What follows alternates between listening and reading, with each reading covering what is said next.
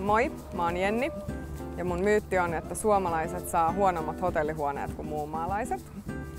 Mä oon täällä Teneriffalla, Sunwing Panabe Beach hotellilla ja nyt mennään katsomaan, miten asianlaita on. So hi. Hello.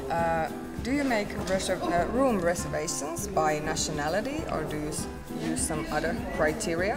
It is based on the type you book.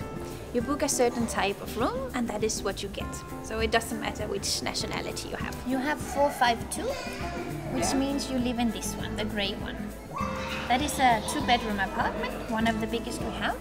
And then it's facing the surroundings. And I have actually a great view to the beach. You can see a little to of the the other beach, side, yes, yeah, that's true, and that's to the true. mountain Yes. also.